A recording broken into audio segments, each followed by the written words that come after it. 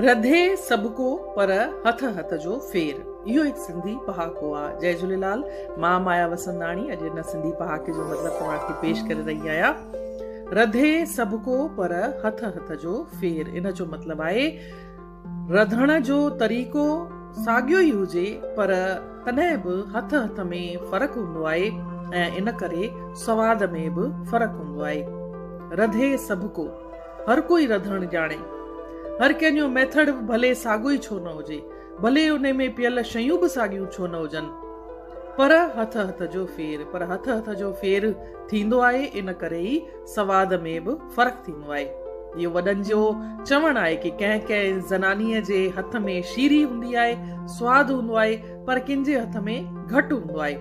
त चइबो आहे रधे सबको पर हथ हथ जो फेर।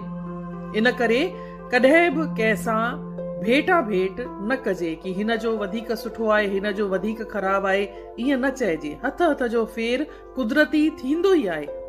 इन लाइ रधे सबको पर हथ हथ जो फेर। मां सम्झां थी तव्हांखे हिन पहाके जो मतिलबु सम्झ में अची वियो हूंदो।